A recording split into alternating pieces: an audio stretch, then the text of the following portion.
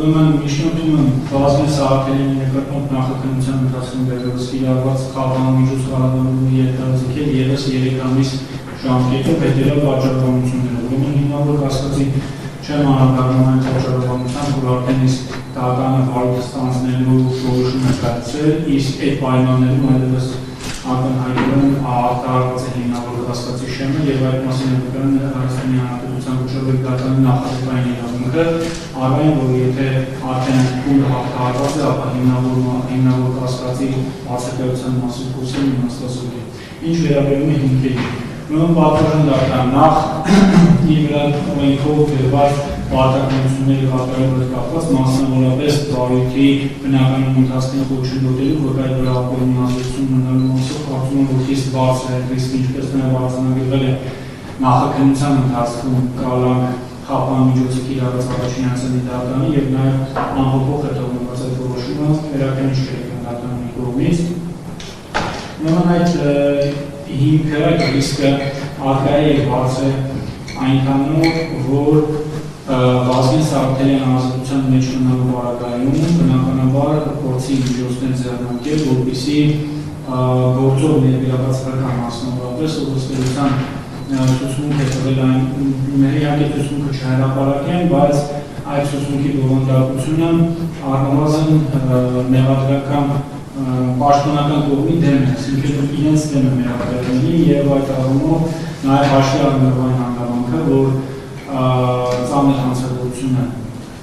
ներսագրված,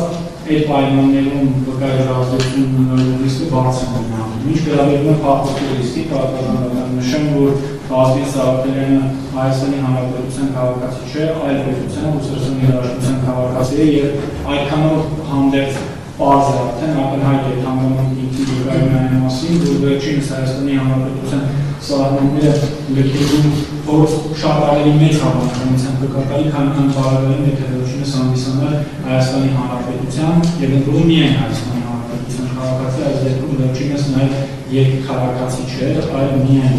Ռուսաստանի Երաժշտության քաղաքացի։ Նոր հակաիրավական առարկայության իրական դատավարության ուղղությամբ նախատեսված հանցանք կատարելու ռիսկը ևս խիստ բարձր է հետևյալ պատճառաբանությամբ։ Ուրեմն Արտոժան դատարան Վազգեն Սահակյանի վերաբերյալ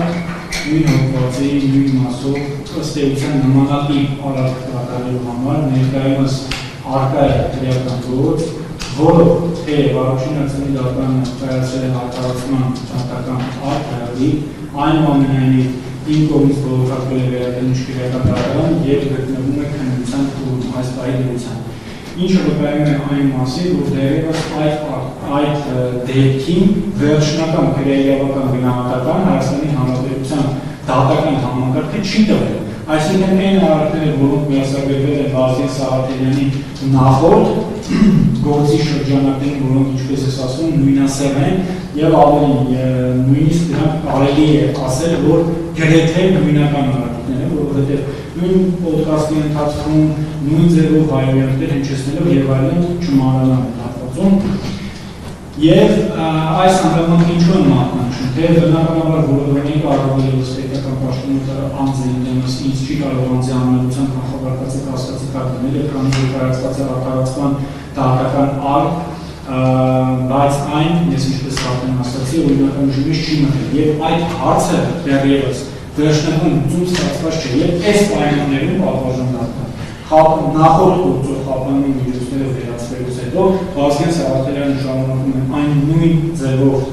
իր վարվելակերպը, որին ես կրում եմ դեռևս չկա տրված Հայաստանի Հանրապետության դատական համակարգի կողմից վերջնական իրավական գնահատական։ Այս պայմաններում ես կարծում եմ, որ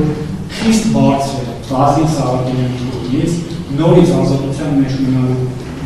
փոքր իսկ հնարավորություն ունենալու դեպքում նույն կերպ նմանատիպ հակաիրավական արարքներ կատարելու ռիսկը։ Միայն նախորդ գործով միայն խափանման միջոցներն դիզոլվի եղել ըստ էության այդ ռիսկը բավարարել, բայց այս դեպքում արդեն քանի որ պատվազան դատարան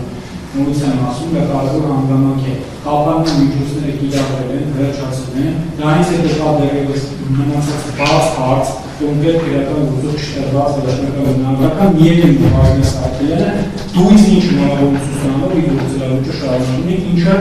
իմ գնահատական հակայական։ Հետևաբար պատվաժանատանից բոլոր հանգամանքները եւ համակցությունը հաշվի առնելով ես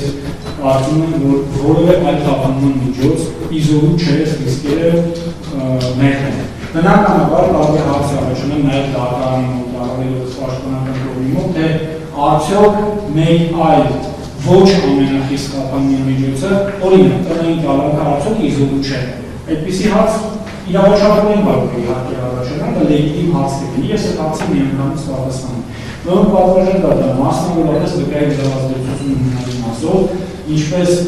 Վազգեն Սաղաթելյանն այնպես Նարեկ Սամսոնյանը, նրանք պրոֆեսիոնալ, ես կարող եմ ինչ-որ եզրույթներում սխալվեմ, բայց իմ միտքն եմ փոխանցում դատարանին, մեդիա աշխատողներ են, այսինքն նրանք շատ լավ տիրապետում են բոլոր տեխնիկական հնարավորություններին, թե ինչպես տնային պայմաններում, եթե օրինակ նույնիսկ արգելվի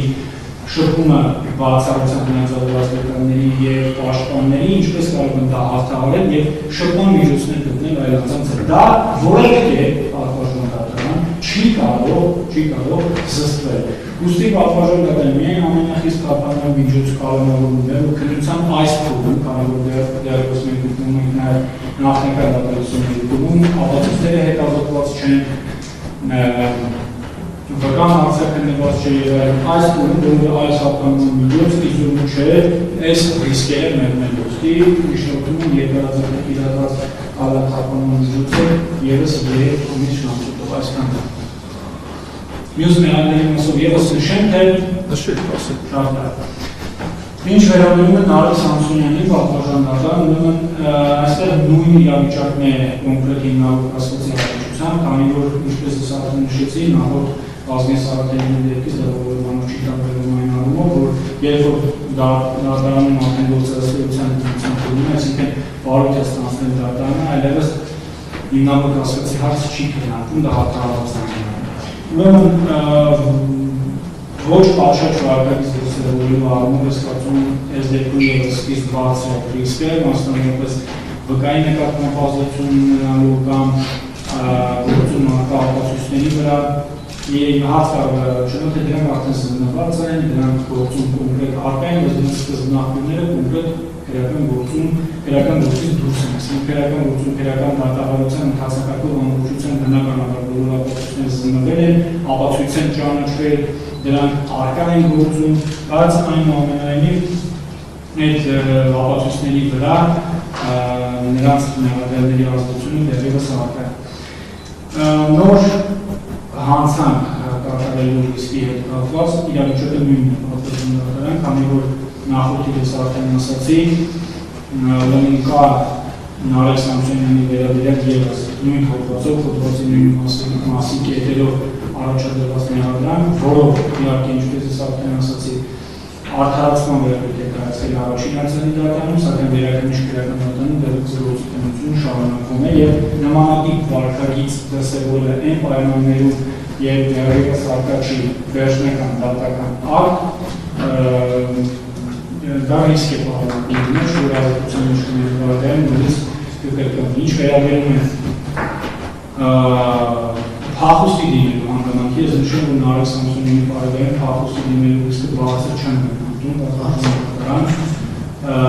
թեև այդ ռիսկը արկա է, որովհետև բանձին սադրվում է ծանր հանցագործության կատարում, բայց Նարեկ Սամսոնյանի մասով այդ ռիսկը ես բարձր, այն աստիճանի բարձր չեմ գնահատում, ինչ-որ արդեն նշեցի համապատասխան հիմնավորումները Վազգեն Սաղաթելյանի պարագայում, մնացած բոլոր հիմքերը ըստ էության ինչ-որ ես ասել եմ նորից չկրկնեմ։